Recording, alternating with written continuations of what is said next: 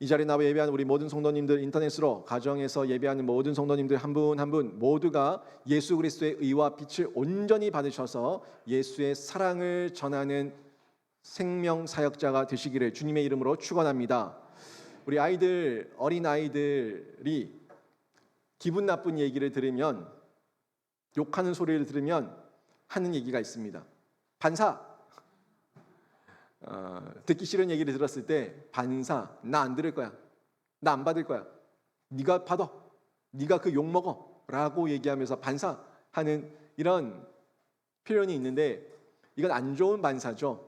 안 좋은 반사를 하는 겁니다. 안 좋은 영향을 받았으니까 나는 싫다라고 반사해버리는 건데, 우리는 우리 안에 수용하고 체득하고 채워야 되는 하나님의 의와 빛, 이 빛을 온전히 받게 되면은 이 빛이 나를 채우고 상대방을 향해서 그 빛을 반사하게 되는데, 이건 긍정적인 반사입니다. 긍정적이기 때문에 나도 살고 이웃도 살게 되는 생명력이 있습니다. 제가 빛 가운데 교제를 계속 말씀드리고 있는데, 이 빛 가운데 교제는 말씀드리는 그 핵심이 의의 빛 대신 예수 그리스도죠. 이 예수 그리스도를 우리가 알고 믿고 그분을 본받는 겁니다. 알고 믿고 본받아서 그분의 모본대로 살아가는 것, 이게 의의 빛입니다. 우리 생활의 빛입니다. 우리 신앙의 빛입니다. 이런 모습을 드러내는데, 그분과 온전한 연합을 이룰 때 이 빛을 드러낼 수 있고, 또 우리 안에 엄청난 이 자신감과 감동이 있는데, 예수 그리스도께서 나를 구원해 주신 것만이 아니라 우리의 대언자, 변호사가 되셔가지고 저 천국 법정에서 우리를 위해서 변호하시는데, 이 변호는 100% 승소하는 변호, 100% 이길 수 있는 변호를 하고 있기 때문에 우리는 과거의 죄, 현재의 죄, 미래의 죄에 매이지 않고 기쁨으로 그 빛을 받고 그 빛 가운데 뛰어들고 빛을 전하는 삶을 살 수가 있다는 겁니다. 어둠 가운데 주눅들지 않는 거죠. 어둠 가운데 주눅들지 않고 빛 가운데 생명력을 가지고 생기 있게 약동하는 거예요. 이런 삶을 살아갈 수가 있는데, 이 모든 것들 때문에 우리가 하나님의 은혜의 보좌, 그 은혜의 보좌 앞에 담대히 나아갈 수 있는 이 특권을 누린 거 아닙니까? 그 삶을 통해 가지고 죄를 회개하는 겁니다. 자백하는 거죠. 우리 주님이 대언자니까, 변호사니까 내 죄를 자백하기만 하면은, 고백하기만 하면은 우리 하나님께서 예수의 의를 보고 우리를 용서해 주신다는 거죠. 이 용서함의 감격을 받았을 때, 그때 우리 안에 뭐가 있겠습니까? 용서함의 은혜를 받았을 때 이 안에는요, 감동이 있습니다. 감격이 있습니다. 감사가 있습니다. 감동과 감격과 감사를 받은 사람은 입술이 튀어나오지 않습니다. 감동과 감격과 감사를 받은 사람은 내 삶을 통해 가지고 간증이 나오는 거예요. 기쁨의 고백이 나오는 거예요. 이 감사와 간증의 고백과 기쁨의 고백을 성도들과 나누는 게 빛의 교제입니다. 여러분 입술을 통해 가지고 어둠이 많이 튀어나옵니까? 빛이 드러나고 있습니까? 어둠이 튀어나오는 것은 이 분노하는 용암이 터져 나오는 것처럼 분노하는 분노의 쏟아냄이에요. 근데 사랑의 감동은요, 은은하게 잔잔하게 퍼져나가는 거예요. 퍼져나가는 생명의 파문이 되는 겁니다. 이 모습을 저희가 성도들과 교제하면서 나누게 돼야 되는데, 이러기 위해서 우리가 예수 그리스도의 삶의 모본을 봐야 되는 거예요. 여러분이 빛의 근간이 아니라고, 근원이 아니라고, 발광체가 아니라고 제가 말하지 않습니까? 모본을 봐야 된다고요. 행하신 분, 사랑을 보이신 분, 그분이 예수 그리스도신데, 예수 그리스도의 이 모본은 엄청납니다. 저 하늘 보좌를 버리고 성육신 하셔가지고 이 땅에 내려오셨어요. 이 땅에 내려오신 그 성육신이 사랑에 근거한 겁니다. 그리고 공생의 기간 동안 많은 사랑을 행하셨지만 그 사랑의 결정체가 십자가를 통해서 죽으시고 부활하지 않았습니까? 우리의 죄를 위해서 죽으시고 하나님의 그 의를 전가시켜 주시기 위해서 부활하셨어요. 이 죽으심과 부활하심이 모든 것이 사랑에 근거하고 있다는 거예요. 그래서 이 사랑에 근거한 예수 그리스도의 모본을 우리가 많이 받으면, 그 빛을 받으면 받은 만큼 그 빛이 드러나는 거죠. 그래서 우리가 예수님을 알면 알수록 신자는 사랑의 계명을 따르게 되고, 그 따름은 성도들 간의 사랑의 표현으로 이웃에게 반사된다는 겁니다. 여러분이 어둠을 드러내고 있는지, 빛을 드러내고 있는지, 세상의 인본적 세속적인 것을 반사하고 있는지, 하나님의 사랑을 반사하고 있는지 한번 점검해 보시기를 바랍니다. 사람이 가장 힘들어하는 게 뭐겠습니까? 육체적으로, 경제적으로 힘든 것도 힘든 거지만 사람을 극단에 이르게 하는 것은요, 외로움입니다. 사랑의 굶주림입니다. 이 사랑의 굶주림은 돈이 많은 재벌도 목숨을 끊게 해요. 이 사랑의 굶주림은 세상의 모든 권력을 가지고 있는 사람도 목숨을 끊게 해요. 이 사랑의 굶주림 가운데 있을 때 극단적인 행동을 하게 되는데, 사람은 기본적으로 사랑을 받고 싶어 합니다. 사랑을 받고 싶어 하고 사랑을 누리고 싶어 해요. 그래서 여러분 아이들이 부모에게 사랑받고 싶어서 굶주려 있죠. 사랑에 굶주려 있습니다. 부모에게 더 사랑받고 관심받기 위해 가지고 부모 앞에서 얼쩡거리면서 부모에게 칭찬받고 싶어 하는 거예요. 교우들 간에도, 성도들 간에도 담임 목사의 사랑을 받고 싶어 합니다. 담임 목사의 사랑과 인정을 받고 싶어 하는 그런 굶주림이 다 있습니다. 그런데 중요한 건 뭐냐면요, 부모도 사랑을 베풀어야 되고 담임 목사도 사랑을 베풀어야겠지만, 그 사랑이 인간이 하는 사랑이다 보니까, 인간의 육신의 장막을 입고 있는 사랑이다 보니까 완벽하지 않는다는 거예요. 한계가 있다는 거예요. 아무리 내가 사랑을 하고 싶어도 예수를 온전히 알지 못하니까, 이 땅에서 온전히 알지 못해요. 거울과 거울을 대면해서 아는 그때는 주님 재림하실 때예요. 우리가 천국 가서 주님 만났을 때예요. 그때 온전히 알게 된다고요. 그 사랑을 온전히 알게 된다고요. 근데 이 땅에 육신의 장막을 입고 있는 중에는 부모도 자녀를 완벽하게 사랑할 수 없습니다. 여러분 자녀를 아가페의 사랑으로, 예수의 사랑으로 사랑할 수 있습니까? 안 돼요. 못해요. 그래서 여러분의 자녀들이 부모에게 받은 상처가 있는 거예요. 나는 잘했는데 왜 상처받노? 아니요. 여러분 아무리 잘했다고 해도 내가 연약하다 보니까 나도 모르게 상처를 준 거예요. 그래서 아이들이 부모에게 상처를 받아서 아픔이 있지 않습니까? 부모인데도 나의 혈과 육을 나눈 자녀인데도 부모에게 상처가 있지 않습니까? 그런데 부모에게도 그렇게 완벽한 사랑을 받을 수가 없는데, 어떻게 보면은 타인이에요. 타인인 담임 목사, 이 담임 목사에게 완벽한 사랑을 받을 수가 있겠습니까? 저는 여러분을 완벽하게 사랑할 수가 없습니다. 부족함이 있습니다. 연약함이 있습니다. 한계가 있습니다. 그게 인간이 가지고 있는 최대의 한계고 우리의 연약함입니다. 그래서 이 연약함을 통해서 하나님은 바라보게 하신 그 대상이 예수거든요.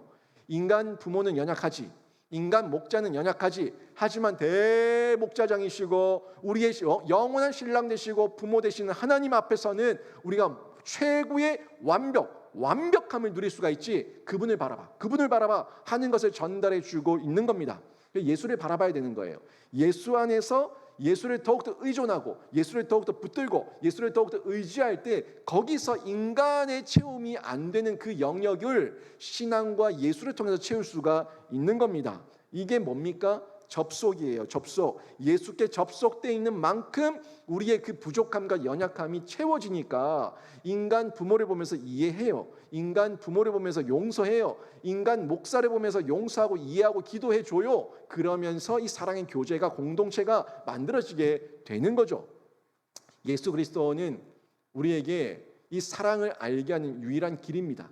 내가 길이요 진리요 생명이라고 말씀하셨던 이 예수님의 말씀은 100% 옳습니다.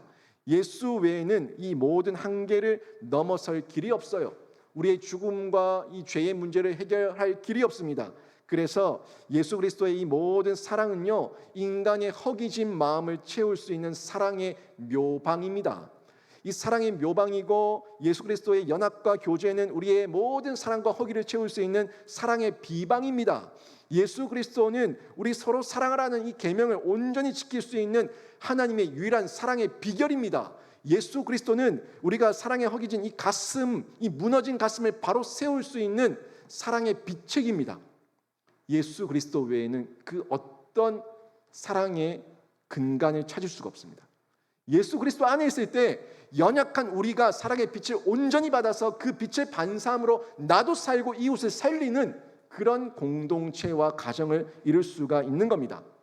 그래서 우리의 아들이었던 사도 요한이 사랑의 사도가 되어서 이 사랑의 교제를 계속하고 있는데, 사도 요한이 얘기하고 있는 사랑의 교제는 말 그대로입니다. 말씀과 빛 대신 예수 그리스도를 받은 만큼 그 받은 대로 우리가 행동하며 전하며 실천할 수가 있다 하는 내용인데, 오늘 본문에서도 이 예수님을 소개해 주고 있는데, 그 예수님이 옛 계명과 새 계명, 새로운 옛 계명으로 우리에게 전달하고 있는 것을 볼 수가 있습니다. 그런데 이 계명이 옛 것인데 새 거예요.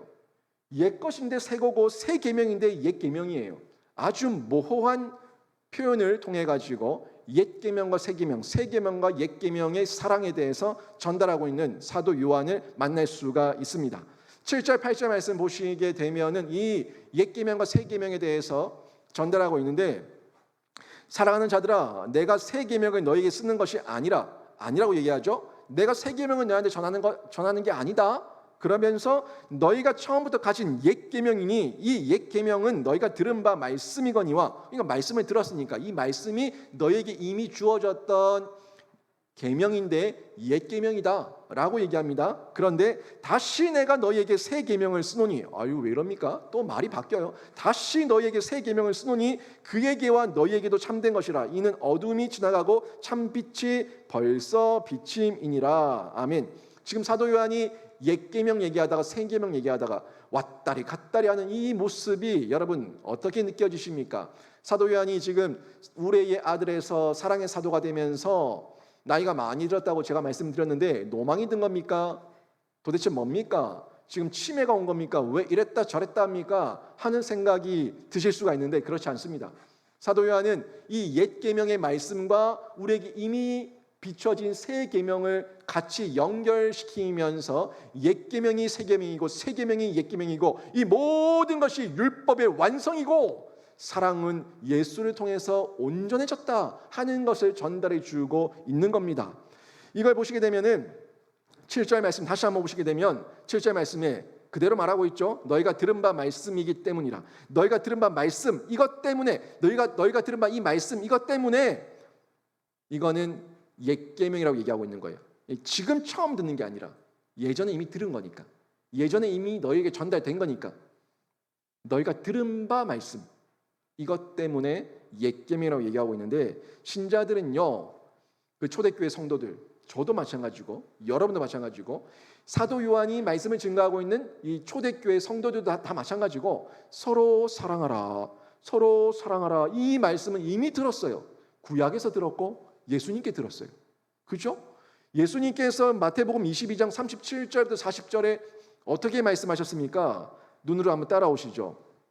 내 마음을 다하고 목숨을 다하고 뜻을 다하여 주 너희 하나님을 사랑하라 하셨으니 이것이 크고 첫째 되는 계명이요 둘째는 그와 같으니 내 이웃을 내 자신같이 사랑하라 하셨으니 이 두 계명이 온 율법과 선지자의 강령이니라. 아멘. 이렇게 말씀하고 있어요.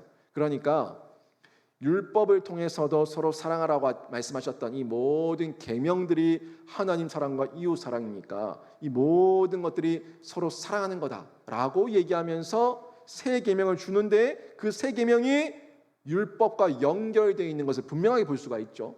그리고 레위기 19장 18절에 보니까 또 옛 계명이에요. 이거 완전히 옛 계명인데, 옛 계명의 19장 18절에 뭐라고 말씀합니까? 원수 갚지 말며 동포를 원망하지 말며 내 이웃 사랑하기를 내 자신과 같이 사랑하라. 나는 여호와니라. 아멘. 이렇게 말씀하고 있는데, 하나님께서 친히 주셨던 옛 계명, 거기도 원수를 사랑하라, 이웃을 사랑하라, 서로 사랑하라 하는 내용을 전달하고 있는 것을 볼 수가 있습니다. 그러니까 지금 요한이 옛 계명 얘기하고 새 계명 얘기하는 이 얘기가 인위적으로 요한이 연결고리를 만들고 있는 것이 아니라, 지금 시내산 옛 계명부터 십계명 계명부터 예수님께서 오셔서 주셨던 사랑의 새 계명까지 이 모든 계명이 함께 연결되어 있다, 연결고리 속에 있다 하는 것을 전달해 주고 있는 겁니다. 그래서 8절에서 그렇게 얘기하는 거예요. 다시 내가 새 계명을 쓰노니 다시 내가 새 계명 예수의 명령을 전하노니 이겁니다. 그에게와 너희에게도 참된 것이라 어둠이 지나가고 참 빛이 벌써 비침이니라. 아멘. 또 여기서 중요한 것 벌써 비침이니라. 그 참 빛이 그 사랑의 계명이 벌써 비침이니라 이렇게 전달하고 있는데 참 빛인 예수 그리스도의 빛이 비춰졌다는 거예요. 예수님이 이 땅에 성육신 하셨고 우리의 죄 때문에 죽으셨고 우리를 의롭게 하시기 위해서 부활하셨고 이 모든 것이 사랑에 근거했던 것인데 역사로 오신 예수 그리스도, 실제로 오신 예수 그리스도가 이미 우리에게 들려지고 보여지고 만진 바 되었다 하는 것을 정확하게 전달하고 있는 겁니다. 성육신 하신 예수님께서 우리의 변호사가 되지 않았습니까? 역사로 오지 않았습니까? 그리고 우리에게 오셔가지고 사랑하라고 얘기하지 않았습니까? 사랑의 모본을 실제 보여주지 않았습니까? 그래서 옛 계명이 이제는 새 계명이 되었다는 거예요. 분명히 옛 계명으로 온 건 맞는데 새 계명께서도 이 계명을 완성하시고 모든 율법과 선지자의 강령으로 정리해 주셨으니까 이제는 우리에게 주어진 새 계명인데 이제 모본 대신 예수를 따르고 예수께 접속되고 예수와 함께하면 이 옛 계명 율법으로는 할 수 없는 이 옛 계명을 하나님으로는 예수님으로는 할 수 있는 계명이 새 계명이 되었으니까 우리가 이제 실천하자 이거예요. 율법으로는 할 수 없어요. 율법으로는 할 수 없지만 예수 그리스도로는 할 수 있습니다. 율법으로는 할 수 없지만 예수의 사랑으로는 할 수 있는 거예요. 이거를 옛 계명과 새 계명으로 전달하면서 잘 아우러서 전하고 있는데 이미 벌써 비춰졌다고요. 벌써 비춰진 빛, 시청 이거예요. 시청, 볼시 들을 청, 시청이라고요. 시청 봤다고요. 요한이 요한 1서 1장에서 뭐라고 얘기합니까? 내가 듣고 보고 만진 그 예수를 증언한다고. 내가 듣고 보고 만진 그 예수를 내가 정한한다고 얘기하면서 시청과 감각을 강조해서 얘기하지 않습니까? 1장에서 듣고 보고 얼마나 강조하고 있습니까? 듣고 본 거예요. 시청이에요. 내가 예수의 은혜를, 예수의 말씀을, 예수의 능력을 듣고 봤다면 이게 이미 우리에게 주어진 새 계명입니다. 듣고 보고 들은 계명이에요. 이 계명을 그대로 실천하는 건데 그냥 해봐라 라고 얘기하면 뭘요? 어떻게 해요? 도대체 뭘 어떻게 하라는 얘기입니까? 라는데 보여줬잖아요. 시청하지 않았습니까? 보고 들었으니까 본 대로 하는 거예요. 들은 대로 하는 거예요. 그러니까 실천이 가능한 거예요. 한 번도 할 줄 모르는 아이에게 해봐라 얘기하면은 뭘요? 어떻게 해요? 이렇게 말하죠. 근데 보여주고 들려주고 알겠지? 해봐라 얘기하면 따라한다고요. 100% 완벽하진 않지만 따라할 수 있는 모방이 된다고요. 예수께서 이 땅에 오셔서 우리에게 어떻게 할 수 있는지 보여주셨다고요. 요한복음 13장 34절 35절에 예수님께서 이렇게 말씀하셨습니다. 우리 같이 한번 읽어볼까요? 같이 읽습니다. 시작. 새 계명을 너희에게 주노니 서로 사랑하라. 내가 너희를 사랑한 것 서로 사랑하라. 너희가 서로 사랑하면 모든 사람이 너희가 내 제자인 줄 알리라. 아멘. 뭐라고 말씀합니까? 새 계명을 준다죠. 분명히 얘기하죠. 새 계명을 너희에게 주노라. 서로 사랑하라. 내가 너희를 사랑한 것 같이 보여줬어요. 너희도 서로 사랑하라. 그리하면 너희가 내 제자인 줄 알 것이다. 보여주셨다. 이게 시청이에요. 시청이라고요. 예수님은 제자의 발을 씻겨 주셨습니다. 여러분 남편의 발 씻겨 준 적 있습니까? 여러분 아내의 발을 씻겨 준 적이 있습니까? 그 씻겨줄 때 여러분의 감정은 어땠습니까? 또 씻겨주지 않았다면 그 이유는 뭡니까? 지금은 신발을 신고 양말을 신고 그래도 발이 깨끗한 편인데 이 발을 씻겨주는 것도 사랑의 감정이 없으면 못 씻겨줍니다. 그래서 평생 사는 중에 남편 발 한 번, 아내 발 한 번 못 씻겨줘 놓으니까 아버지 학교, 어머니 학교 하면서 남편 발 한 번 씻겨주면서 펑펑 울고 응응 울고 하지 않습니까? 그 안에 그만큼 사랑이 없었다는 자신을 발견하면서 우는 거예요.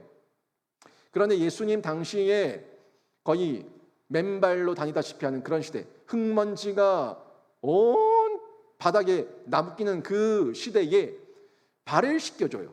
주인이 종의 발을 씻겨요. 왕이 신하의 발을 씻겨요.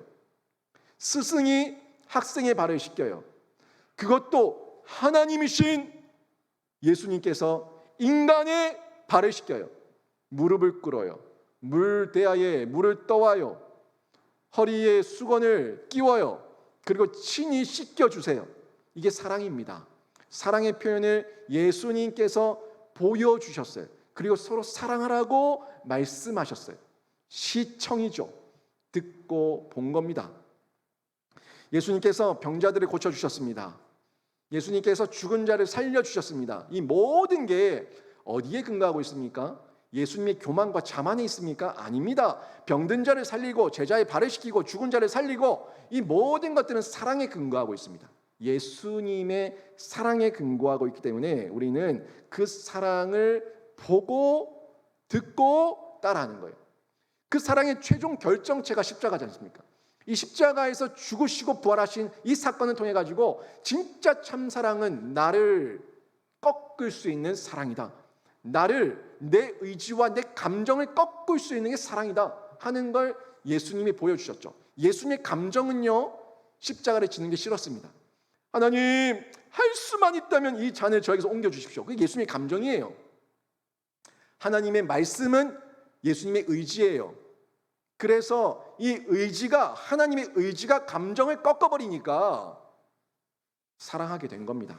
사랑의 결정체 십자가에 친히 스스로 올라가신 겁니다. 이게 예수님의 사랑인데 우리가 보고 들었다면, 이 시대 우리도 듣고 보지 않습니까? 성령을 통해 가지고 우리 안에 예수의 사랑과 은혜가 보여지고 들려지지 않습니까? 영적으로 보여지고 들려지지 않습니까? 영적으로 체험되지 않습니까? 이걸 우리가 실천하는 거죠. 예수님의 공생의 기간 중에 행한 사랑의 표현은 너무나 많습니다. 너무나 많은데 그 중에 나사로를 살리신 사건을 생각해 볼 수가 있는데, 나사로가 죽었을 때 나사로의 누이들이 예수님을 찾아와서 펑펑 웁니다. 펑펑 울어요. 그때 예수님께서 나사로의 누이를 보고 어떻게 하셨습니까? 함께 울어주셨어요. 근데 보세요. 예수님은 나사로를 살릴 수 있는 능력이 있는 분이에요. 울지마, 울지마, 울지마. 내가 살려줄게. 살아라 뿅 하면 살아나요. 살아나라 뿅 하면 살아난다고요. 예수님이 그 능력 있는 분이세요. 근데 예수님께서 울지 말라고 하지 않고 뭐라고 얘기합니까? 그냥 함께 울어주는 겁니다. 함께 울어줘요. 만약에 여러분에게 사람을 살릴 수 있는 능력이 있다고 해봐요. 여러분 손에 얍 하면은 죽은 자가 살아나요. 그런 살릴 수 있는 능력이 있다고 생각해봐요. 근데 여러분 앞에 지금 이 나사로의 누이들이 와가지고 여러분 발에 붙들고 막 웁니다. 울면은 여러분 어떻게 생각하겠습니까? 교만과 자만의 마음이면은 아이고 왜 울어. 내가 말 한마디 하면 살아날 건데 울지마 괜찮아 라고 얘기하면서 씩 웃지 않겠습니까? 아이고 불쌍한 것들. 내가 말 한마디만 하면 살아나는데 얼마나 연약하면 이렇게 울고 하면서 씩 웃지 않겠어요? 이 교만과 자만입니다. 그런데 예수님은 실제 능력이 있었고 실제 잠시 후에 살려주셨지만 그 순간에는 나사로의 누이들과 함께 울어주셨다고요. 이게 사랑입니다. 예수님의 사랑입니다. 예수님은 능력이 있고 살려주셨지만 지금 어디에 집중하고 있어요? 울고 있는 그 영혼에 집중한 거예요. 울고 있는 영혼에 집중하니까 그 영혼을 불쌍히 여기시며 함께 울어주셨던 것, 이게 사랑입니다. 사랑입니다. 그런데 이 사랑은 어떻습니까? 보고 들은 사람이 할 수 있어요. 보고 들은 사람이 할 수 있습니다. 사랑은 아무리 사랑 아무리 말해도 말만 사랑이고 진짜 실천되는 사랑은요, 사랑을 경험해 본 사람, 사랑을 나눌 수 있는 의지가 있는 사람, 사랑을 듣고 본 사람이 할 수가 있는 거예요. 행동할 수가 있는 거예요. 사랑받아 본 사람이 사랑할 줄 알고 베풀 줄 압니다. 사람의 사랑은 유한하고 변질될 수 있지만, 그래서 아무리 부모가 사랑을 베푼다고 해도 상처를 줄 수 있지만, 이 사랑을 하나님의 사랑으로 채우게 되면은 우리는 부족하지만 그 사랑을 흉내내면서 따라하면서 모방하면서 흘려보낼 수가 있고, 받는 사람도 진짜 예수의 사랑을 알게 되면은 이 모든 사랑의 마지막 채움을 사람을 통해서 채우지 않고 하나님을 통해서 채우려고 하는 이 빛의 반응이 나오게 되는 겁니다. 이때 생명의 빛을 받고 생명의 빛을 흘려보내고, 생명의 빛을 받고 생명의 빛을 흘려보내고 또 흘려보내고 또 흘려보내는 중에 생명의 파문이 되는 거예요. 빛의 파문이 되는 거예요. 우리 안에 이 말의 부정적인 씨가 뚝 떨어지면 이 씨의 증오에 증오를 더해가지고 분노가 일어나고, 분노에 분노를 더해가지고 살인이 일어나는 거예요. 마음으로 죽여요. 입으로 죽여요. 눈으로 죽여요. 이 안에 얼마나 악독이 있습니까? 근데 여기에 사랑으로 덮어버리면 어둠이 물러가게 되는 겁니다. 그래서 우리가 사랑의 빛 가운데 교제해야 되는데, 사랑하지 않으면 어둠입니다. 사랑의 빛 가운데 교제입니다. 빛 가운데 교제예요. 이 빛은 예수의 사랑입니다. 예수의 사랑으로 사랑하지 않으면 어둠이에요. 그러니까 접속입니다. 이 접속, 계속 접속돼 있어야 돼요. 끊어지면은 끊어진 그 순간만큼은 어둠이에요. 접속되면은 불이에요. 빛이에요. 전구를 콘센트에 꽂아보세요. 불이 들어오죠. 빼면 어두워요. 꽂은 만큼 밝은 겁니다. 꽂아있는 동안 밝은 겁니다. 그게 우리의 한계라고요. 그래서 우리 인간은 사랑의 발광체가 아니고 근원과 원천이 아니기 때문에 어떻게든 예수 그리스도의 말씀에, 예수 그리스도의 사랑에, 예수 그리스도의 은혜에 접속되어 있는 이 노력과 수고를 해야 되는 겁니다. 조금만 하나님 떠나보세요. 조금만 기도 자리에서 멀어져 보세요. 조금만 교회에서 멀어져 보세요. 여러분 속에 금방 밀려오는 게 뭡니까? 어둠 아닙니까? 확실하지 않아요? 이건 저도 체험자입니다. 말씀에서 조금만 멀어지면 금방 어둠이 막 그냥 쓰나미처럼 몰려 들어옵니다. 그때 어이쿠 하면서 예수께 접속해버리면, 꽂아버리면, 플러그인 해버리면 어느새 그 쓰나미처럼 밀려도 어둠이 싹 사라져버려요. 싹 사라져버려요. 예수의 능력이에요. 말씀의 능력이에요. 빛의 능력입니다. 사랑하지 않으면 어둠입니다. 9절 보세요. 빛 가운데 있다 하면서 그 형제를 미워하는 자는 지금까지 어둠에 있는 자요.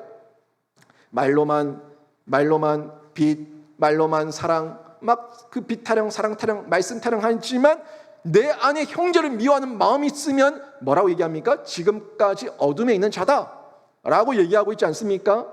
예수를 참 빛과 연결해서 얘기하는 건데, 결국 예수의 수액과 영양분을 공급받는 만큼 빛을 우리는 반사할 수가 있는 겁니다. 그런데 나는 예수를 믿는다고 하고 예수와 연합되었다고 하면서 형제 자매와 성도와 교우를 미워하는 마음이 생긴다면 이건 뭡니까? 모순이 생겼다는 거예요. 그죠? 분명히 나는 하나님의 사람이야. 난 예수를 믿어. 난 하나님을 사랑해. 하나님을 의지해. 라고 얘기하는데 행동은 교우들을 미워하고 목사를 미워하고 교회 공동체를 싫어하고 이런 마음이 생긴다면 지금 뭐예요? 모순이 있다는 거예요. 모순이 있다는 거예요. 이게 어둠이라는 겁니다. 아직까지 내 안에 어둠의 잔재가 있다는 거예요. 도로가 있어요. 이 도로가 있는데 여기에 식당이 있고요. 여기에 식당이 있어요. 도로 하나를 딱 끼고 여기 식당이 있는데 이 두 식당이 메뉴가 똑같아요. 똑같은 종목을 팔고 있는 식당이에요. 근데 이 두 주인이 서로 견제하면서 경쟁하고 있습니다. 이러면서 이 주인은 저쪽 집에 손님이 들어가나 안 들어가나 그것만 보고 있어요. 손님이 들어가면은 아이고 배 아파라. 아이고 배 아파라. 그러다가 여기서 손님이 에이 이러고 이쪽으로 다시 넘어오면은 승리의 쾌재를 부르면서 내가 이겼어. 역시 우리 집이 맛있지. 라고 얘기하면서 엄청 좋아해요. 요쪽 주인도 똑같아. 맨날 보고 있다가 저 집의 주인 저쪽에 손님이 들어가면 아이고 배 아파라 하다가 자기 집에 손님이 들어오면은 그렇지 점점 우리 집으로 많이 올 거야.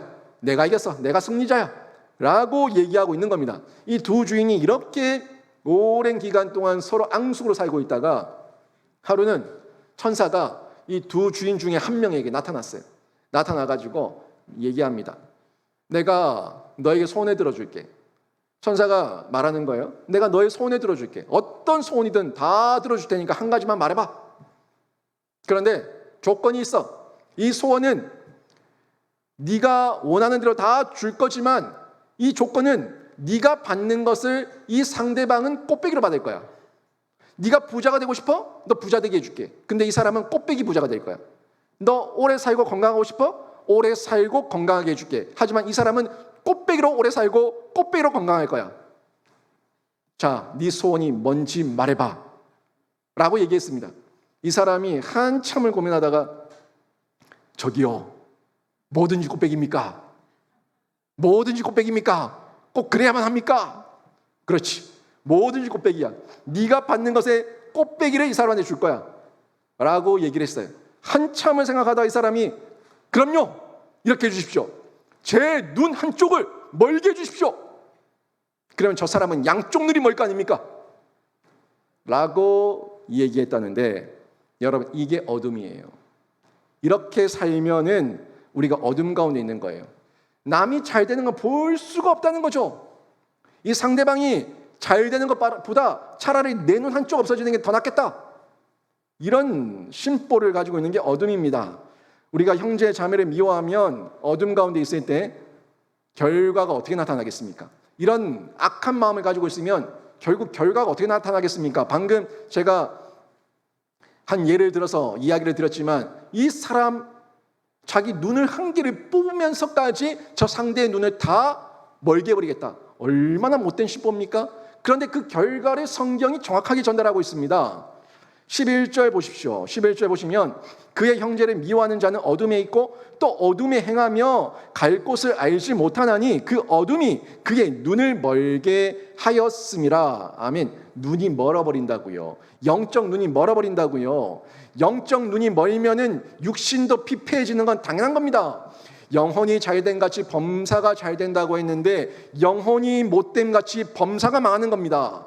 이게 성경의 원리입니다. 예수 그리스도 안에서 빛을 받아서 참 진리 안에서 범사가 잘 될 때, 그때 영과 육이 함께 잘 되는 거죠. 영혼이 잘 된 같이 범사가 잘 되는 거예요. 우리가 형제 자매를 증오하면요, 두 가지 피해를 입습니다. 하나는, 제일 첫 번째 피해는 내가 미워하면서 이 사람에게 걸림돌을 주고 피해를 주고 해코지를 하고 못된 짓을 하니까 이 이웃이 피해를 받아요. 그렇죠? 못된 말 해요. 상처 주는 말 해요. 그 말 속에 칼과 창이 있는 말을 막 쏟아내요. 폭탄을 던져요. 총을 막 입으로 쏴버려요. 이러니까 상대가 상처를 받는 거죠. 그런데 또 다른 한 명의 피해자는 누구냐면 자신이에요. 상대에게 피해를 준 만큼 나는 더 독해져야 되거든요. 나는 더 못돼져야 되거든요. 나는 더 악해져야 되거든요. 그냥 내 입이 더러워져요. 내 머리 마음이 더러워져요. 악해져요. 추해져요. 이 내용을 지금 성경이 얘기하고 있는 건데, 눈이 멀었다고, 영적으로 눈이 멀었다고. 한마디로 눈이 멀었다는 얘기는 하나님 앞에서 빛이 없으니까 어둠 가운데서 발악을 하고 있는 거예요. 그냥 미친 듯이 날뛰고 있는 거예요. 남을 미워하면 자기 눈이 멀어서 갈 바를 알지 못합니다. 그리고 혼돈에 빠집니다. 방황에 빠집니다. 배회하게 됩니다.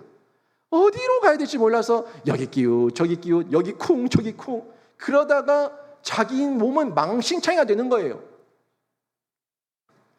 혹 여러분 가운데 이런 모습은 있습니까? 이런 모습이 여러분 가운데 있는지 스스로 점검해 보셔야 됩니다. 사랑은 눈을 밝게 하지만 미움은 눈을 어둡게 합니다. 우리는 흔히 내 마음에 들지 않는 사람을 내가 미워하는 것은 당연하다고 정당화시키고 합리화하죠. 내가 싫은데, 내가 미운데 당연한 거 아니야? 미우니까 내가 미운 티를 내는 건데 뭐 어쩌라고, 이렇게 얘기하면서 자신의 감정을 정당화시켜요. 합리화시킵니다. 그런데 그렇게 하면요, 그 미워하는 사람에게 불이익을 주기 위해서 나 또한 그 사람의 악보다 더한 악을 닮아가며 연습하기 때문에 결국에는 자신은 더 큰 죄와 악으로 빠지는 이중 실패, 상대도 망친 첫 번째 실패, 나를 망친 두 번째 실패, 이중 실패의 실패자가 될 뿐이에요. 미워하면 가장 큰 손해는 나에게 있습니다. 그런데 사랑의 빛으로 사랑하면 가장 큰 복은 나에게 있습니다. 여러분이 미워하는 사람을 위해서 기도해 주세요. 그 사람이 복을 받을 만하면 받아서 관계가 회복될 것이고, 그것도 복이고, 그 사람이 복을 받지 못할 만하면 도리어 나에게 돌아와요. 미워하는 사람, 증오하는 사람, 꼴도 보기 싫은 사람을 위해서 도리어 여러분이 기도하셔서 여러분이 어떤 방도로든 복받는 성도가 되시기를 바랍니다. 여러분, 혹시 여러분의 영적인 삶이 방향 없이 방황하고 있습니까? 혹시 하나님의 영광을 위해서 열매를 맺지 못하고 세월만 허송세월하고 있습니까? 영적으로 자라지 못하고 있습니까? 그렇다면 여러분이 나는 사랑받기를 원하면서 나는 도리어 받기는 원하는데 나누지는 못하는 이런 어리석은 가운데 있지 않는지 체크해 봐야 되는데, 이 모습을 어디서 점검할 수 있냐면 제가 팁을 드릴게요. 구체적으로 어떻게 합니까? 이겁니다. 선 그어놓은 거예요. 선을 그어놓고 넘어오지 마. 아이들이죠. 애들이 교실 책상에 선 그어놓고 넘어오지 마, 넘어오면 안 돼 라고 얘기하는 그 모습. 넘어오면 다 내 거야, 넘어오면 때릴 거야, 넘어오면 싫어 라고 얘기하는 그 모습이죠. 어린아이의 모습. 이 모습을 가지고 저 사람과 선을 그어놓는 것, 저 사람과 상종하지 않을 거야, 저 사람과 상대하지 않을 거야, 저 사람은 내가 도통 만나고 싶지 않으니까, 상종하기 싫으니까 이름도 꺼내지 마라 하는 이 마음이 우리가 사랑받기는 원하면서 사랑을 베풀지 않으려고 하는 미움의 속성 가운데 나타나는 표현인데, 여러분, 이게 어둠이에요. 제가 계속 말씀드리죠. 그 사람의 죄는 미워하십시오. 그 사람의 죄는 잘못된 건 맞습니다. 그런데 그 죄를 회개하고 돌아와야 될 사람도 그 사람이에요. 우리가 사랑함으로 그 죄가 그 사람에게 드러날 수 있도록 빛을 발해주는 거예요. 예수의 빛을 반사해 주는 거예요. 빛이 드러나서 그 사람이 속히 죄를 발견하고 회개하고 뉘우치고 돌아올 수 있도록 우리가 노력하는 건데, 죄는 미워하지만 그 사람 자체는 불쌍히 여기고 긍휼히 여기고 애통하며 바라봐야 되는 겁니다. 사랑하면 이제 빛 가운데 있습니다. 온전히 사랑하면 빛 가운데 교제할 수가 있는데, 10절 말씀에 이런 말씀이 있죠. 그의 형제를 사랑하는 자는 빛 가운데 거하여 자기 속에 거리낌이 없으나. 아멘. 빛 가운데 거하면요, 우리 속에 어둠이 없으니까 거북함이 없습니다. 거리낌이 없습니다. 걸림돌이 없습니다. 마틴 루터 킹 목사님이 이런 이야기를 했어요. 굉장히 의미 있는 말을 했는데, 어둠은 어둠을 쫓아내지 못한다. 빛만 그렇게 할 수 있다. 증오는 증오를 몰아내지 못한다. 오직 사랑만 그렇게 할 수 있다.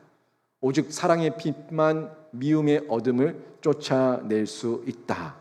이런 이야기를 남겼어요. 어둠에 어둠을 더하면 칠흑 같은 흑암입니다. 증오에 증오를 더하면 분노와 살인입니다. 오직 사랑의 빛, 이 사랑의 빛만이 어둠을 물리치고 증오를 물리칠 수가 있는 겁니다. 그럼 형제 자매를 사랑한다고 할 때 어떻게 사랑해야 되겠습니까? 사랑이 안 되는데 어떻게 사랑하냐고요? 사랑이 안 되는데 어떻게 사랑하냐고요? 꼴도 보기 싫은데 어떻게 사랑하냐고요? 라고 얘기하는 분들이 많이 계실 겁니다. 여러분, 이거는 감정에 집중하고 있죠. 사람을 사랑할 수가 없습니다. 사랑이 안 됩니다. 꼴도 보기 싫습니다 하는 거는 이 사랑이라고 하는 것을 감정으로 본 거예요. 물론 사랑은 감정을 포함하고 있지만 사랑의 핵심은요, 감정이 아니라 의지입니다. 감정적으로는 절대 원수를 사랑할 수가 없어요. 예수님께서 원수를 사랑하라, 하나님께서 원수를 사랑하라 말씀하셨던 거는 이 감정적으로 애증의 관계를 가지면서 사랑하라는 게 아닙니다. 여러분, 만약에 사랑이 감정이라면 여러분 사랑 믿을 수 있겠습니까? 하루에도 12번, 수십 번, 수백 번이 바뀌는 게 우리의 감정인데, 그렇지 않아요? 하루에 몇십 번씩 바뀌는 게 우리의 감정인데, 이 감정대로 사랑하면 사랑할 사람이 누가 있습니까? 여러분, 혈과 육을 나눠서 낳은 여러분 자녀들도 여러분 100% 감정으로 살아갈 수 있습니까? 얼마나 미울 때가 많아요. 얼마나 꼴보기 싫을 때가 많아요. 얼마나 마음에 안 들 때가 많습니까? 얼마나 못되게 굴 때가 많습니까? 그런데도 불구하고 그 아이를 사랑할 때 여러분 감정으로 사랑했습니까? 의지로 사랑한 거예요. 부모의 의지로 사랑한 거예요. 의지가 이 감정을 이긴 겁니다. 여러분 배우자가 있지만 처음에는 순간적인 감정에 콩깍지가 씌어서 결혼했지만 그 콩깍지가 얼마나 갑니까? 그 콩깍지 씌었던 사랑의 감정이 얼마나 갑니까? 마음이 바뀐다고요. 감정이 바뀐다고요. 그 감정이 바뀌는 대로 사랑의 대상을 정하고 사랑의 실천을 하려고 하면요, 우리는 언제나 부족하고 언제나 변질되어 있고 언제나 죄악 가운데 뒹굴고 있는 우리의 모습을 보게 될 겁니다. 더 큰 상처를 주고 있어요. 사랑한다고 했다가 더 큰 상처를 주는 거예요. 도리어 더 큰 상처. 사랑은요, 감정의 사랑이 아니라 의지의 사랑입니다. 하나님의 말씀이니까 그 말씀을 의지적으로 순종하면서 의지의 사랑으로 사랑의 그 의지를 실천하는 거예요.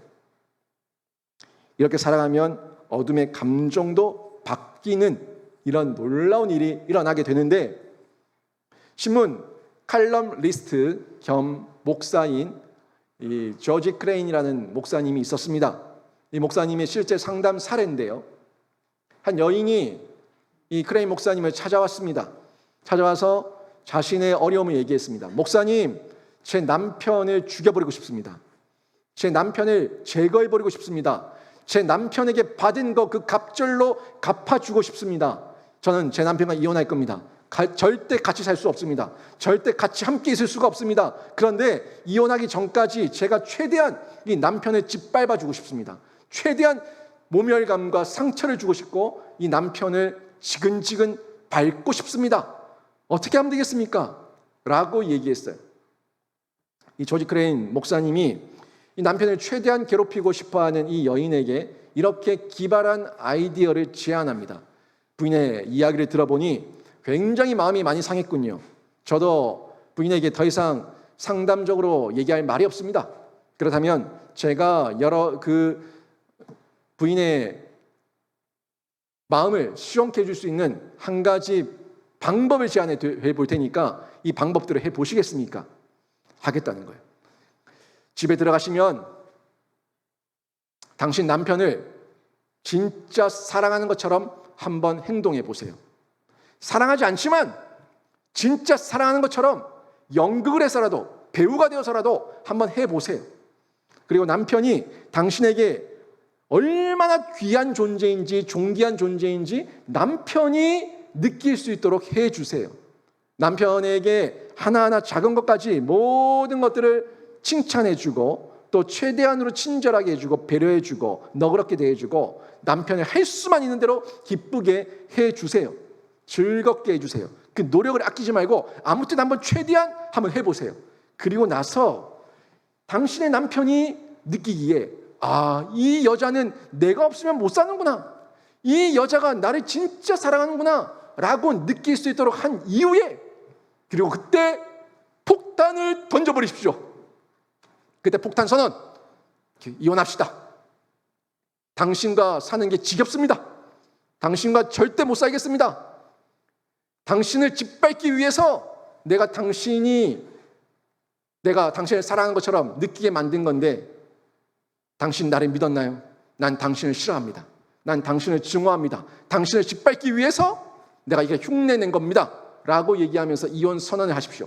그때 당신의 남편은 이루 말할 수 없는 배신감과 모멸감과 또 그 마음 가운데 아픔과 상처를 경험하게 될 겁니다. 이렇게 얘기를 한 거예요. 이 여인이 쭉 듣고 나니까 좀 어렵긴 한데 그 남편이 마지막에 무너질 그 마음을 보니까 웃음이 나는 거예요. 그렇지. 믿었던 사람에게 배신당하는 그 마음이 어떤 건지 나도 돌려줄 거야. 믿었던 사람에게 짓밟히는 게 어떤 건지 나도 돌려줄 거야. 라고 얘기하면서 목사님 너무 기발한 아이디어입니다. 제가 그 방법대로 한번 해보겠습니다. 라고 얘기하면서 집으로 돌아가서 2달 이상을 그렇게 한 거예요. 목사님이 2달이 지나고 3달이 지났는데도 연락이 없으니까 궁금해가지고 이제는 전화를 했습니다. 부인, 어떻게 되고 있습니까? 잘 되고 있습니까? 이제 이혼 수속을 밟을 준비가 되었습니까? 라고 얘기했더니 이 여인이 하는 말이, 아이고 목사님, 이혼이라니요. 절대 안 합니다. 절대 안 합니다. 저는 제 남편을 이제 사랑합니다. 정말 사랑합니다. 라고 얘기했다는 거예요. 지금 이 여인의 의지적 행동이요. 의지적 행동이, 사랑의 행동이 사랑의 감정으로 바꿔버린 겁니다. 사랑의 행동, 이 이모션을 바꿔버리는 놀라운 일이 일어났는데, 여러분, 의지예요. 사랑의 의지를 가지고 예수를 내가 아는 만큼, 시청한 만큼 실천하며 따라하며 모방하며 배우는 중에 그 의지가 나의 인생의 태도가 되고 습관이 되고 행동이 되고 인생의 놀라운 변화를 가져오는 거예요. 습관이 되는 거예요. 태도가 되는 거예요. 내 모습이 되어버리는 거예요. 이런 삶을 살아가게 될 때에 사랑의 이 모습이 순간순간 연약하게 쑥쑥 튀어오는 인간의 감정에 휘둘리지 않게 되는 겁니다. 여러분, 이 감정 한번 돌아보십시오. 여러분 얼마나 감정적으로 기도 많이 했습니까? 얼마나 감정적으로 사랑하겠다고 결단도 많이 했습니까? 근데 그 결단과 감정이 의지적으로 연계되지 않으니까, 마음의 감정이 일어나니까, 세상의 감정이 일어나니까, 사단 마귀의 감정이 일어나니까 금방 다 꺾여버리는 이 경험 얼마나 많이 했습니까? 접속이에요. 접속. 예수께 접속된 만큼 어둠의 거리낌이 제거되는 거예요. 온전하게 제거되는 겁니다. 이렇게 살아가면 거리낌이 없어지는데 10절 말씀 보십시오. 10절 말씀에 거리낌이라고 하는 단어가 나오는데, 이 거리낌은 걸려 넘어지는 겁니다. 툭툭 걸려서 발에 걸려가지고 넘어지는 거. 이게 걸림돌이죠. 이 거침돌인데, 형제 자매를 사랑하면서 빛 가운데 거하기 때문에 자신의 삶에도 거침돌을 놓지 않아요. 빛 가운데 거하면 자신의 삶에도 거침돌을 놓지 않고 이웃의 삶에도 거침돌을 놓지 않아요. 이게 진짜 사랑이죠. 빛 가운데 사랑이죠. 어떤 사람이 어느 날 밤에 어두운 밤거리를 지나가고 있는데 저쪽 편에서 이 등을 든, 등인 것 같아요. 등이 흔들 하면서 보이는 거예요. 저게 뭐지? 한참을 보는데 등이 맞아요. 등이 왔다 갔다 하면서 흔들리는 거예요. 그걸 보면서 아이고, 저 사람 술 취했나 보네. 아니면 아픈 사람인가? 왜 저렇게 흔들거리면서 등을 들고 올까? 라고 생각하면서 한참을 걸어가는데 그쪽에서는 다가오고 이렇게 쓱 지나가면서 보니까, 아니, 이 등을 들고 왔던 사람이 시각장애인인 거예요. 시각장애인. 앞을 못 보는 사람이에요. 앞을 못 보는 사람이 등을 들고 다니는 거예요. 그래서 이상해가지고 그분한테 물었어요. 용기를 내서 물었어요. 저기 선생님, 혹시 앞이 안 보이십니까? 예, 저는 시각장애인입니다. 그런데 왜 등을 들고 다니시죠? 물었더니 이분이 하는 얘기가 맞습니다. 저는 시각장애인이고 앞을 보지 못합니다. 이 빛은 저에게 아무런 의미가 없습니다. 저는 빛을 보지도 못하고 빛이 비치는 것을 발견할 수도 없습니다. 그런데 이 등을 들고 다니는 이유는 혹시 상대방이 저를 못 보고 저 때문에 넘어질까 봐, 제가 이 등을 들고 다니는 겁니다. 제가 상대방을 비켜갈 수 있는 능력이 안 되니까 상대방이 저를 보고 비켜가라고 제가 이 등을 들고 다니는 겁니다. 제가 앞도 못 보면서 부딪혀가지고 괜히 저 때문에 상대방에 피해를 주면 안 되지요 라고 얘기를 하는 거예요. 여러분, 이게 배려입니다. 이게 사랑이에요. 자신에겐 필요 없는 등이지만 상대를 위해서 내가 기꺼이 등을 들어줄 수 있는 것, 나를 피해가라고, 내 연약함을 바라고, 나의 부족함을 보라고 등을 들어줄 수 있는 것, 이게 배려고 사랑이에요. 사람들은 그 빛을 통해 가지고 자신의 어둡고 더러웠던 부분들은 다 감추려고 하지만, 아니요, 빛이 있으면 내 어둠이 드러나는 겁니다. 내 부족함이 드러나는 겁니다. 내 연약함이 드러나는 겁니다. 내 연약함이 드러났을 때에 상대방이 나를 보고 피해가는 거예요. 나 또한 상대방을 배려하는 거예요. 사랑하는 거예요. 서로에게 걸림돌이 되지 않기 위해 노력하는 거예요. 이게 배려고 사랑입니다. 상대가 나 때문에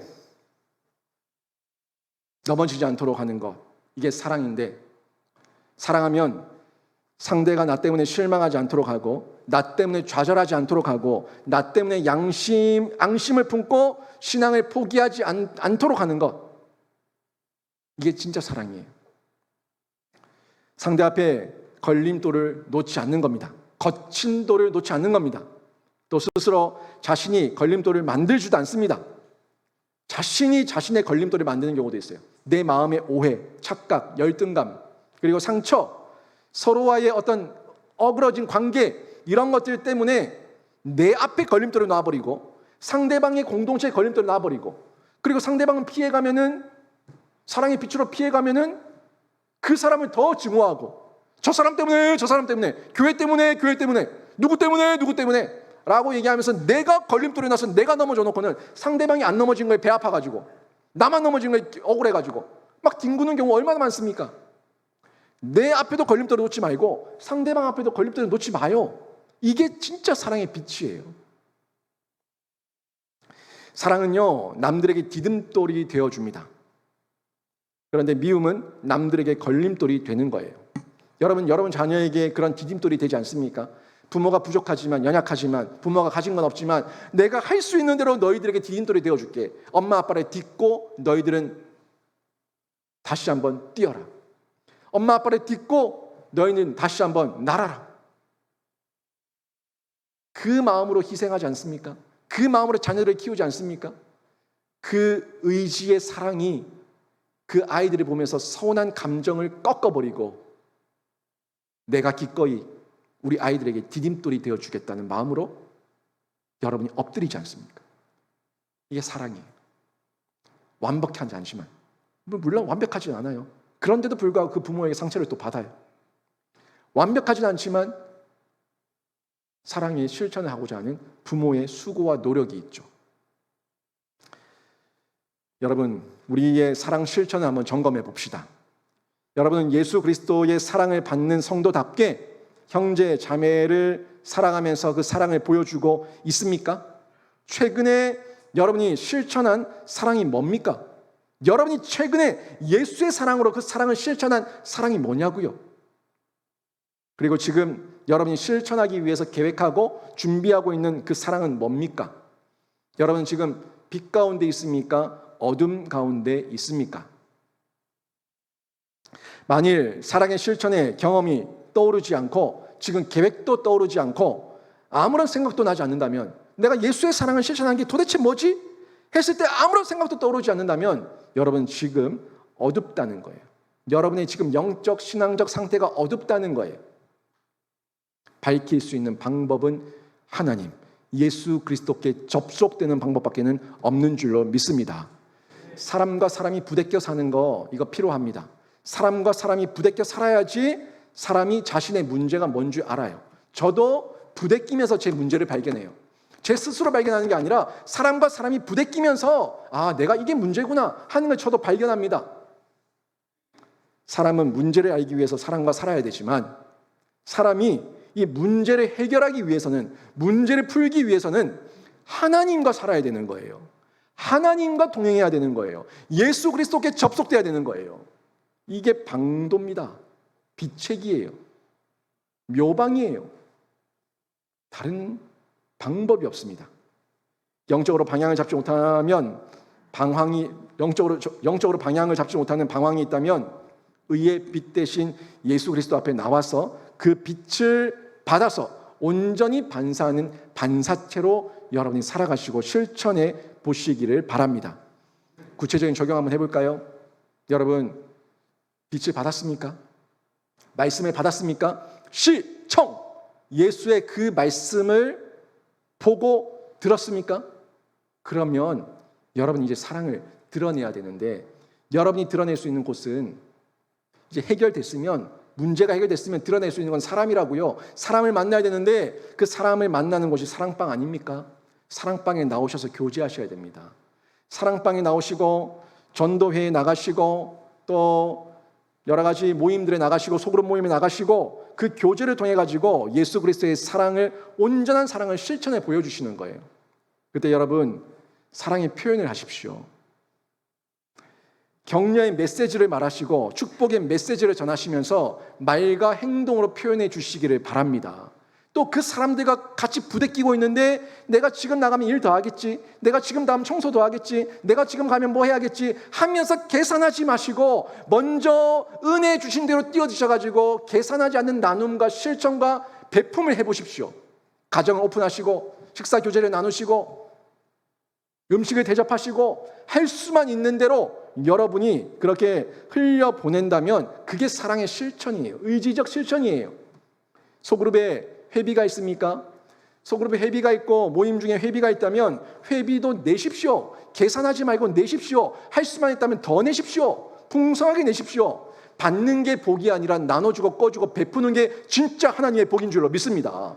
그게 복이에요. 왜 계산하면서 자꾸 내 계산, 내 지갑만 챙겨요? 그건 교제가 안 됩니다. 그렇게 되면 빛을 받은 대로, 복을 받은 대로 흘려보내는 게 그게 교제예요. 여러분 가운데 죄송하지만 얻어먹기만 하는 분이 있으면 사주십시오. 밥을 한번 얻어먹었으면 사세요. 10번 사면 10번 다 얻어먹고 사줄까 봐 도망가고 사기 싫어서 숨고 이거 덕이 안 되는 거예요. 인간 세상적으로 이런 건 덕이 안 되고 그런 사람과 교제하기 싫어져요. 진짜 예수의 빛과 사랑과 은혜가 나에게 비춰져서 내가 그 빛을 받아서 반사한다면은 나눠주고 꺼주고 베푸는 것 이게 진짜 복이고 하나님의 빛인 줄로 믿습니다. 이 사랑으로 우리가 실천하게 되면은 이 공동체 어떻게 되겠습니까? 풍성하지 않겠습니까? 더 만나고 싶지 않겠습니까? 더 교제하고 싶지 않겠습니까? 우리 교회에 큰 부자 없지만 우리 교회에 큰 재산가 없지만 우리 교회에 예수의 은혜가 풍성한 성도들이 더욱더 많아져서 이 나눔과 교제가 우리 온 영신교회와 사랑방과 전도회와 모든 공동체를 적시고도 남음이 있는 은혜가 있기를 주님의 이름으로 축원합니다. 오늘 말씀 정리하면 여러분 옛 계명, 새 계명 모두 함께 그 말씀으로 주어진 빛을 경험하시고 예수의 빛을 반사하는 사랑의 실천을 하시고 미움의 걸림돌은 제거하고 디딤돌은 내가 되어서 교제하시는 중에 여러분이 뭘 반사하고 있는지 정확하게 발견하고 예수의 사랑과 빛으로 생명의 교제를 나누시기를 바랍니다. 그리고 그 나눔을 통해 가지고 풍성한 가정, 사랑이 넘치는 사랑방, 생명이 약동하는 소그룹과 교회 공동체가 될 건데 이 모든 사역에 뛰어드는 생명사역자가 되시기를 주님의 이름으로 축원합니다. 아멘.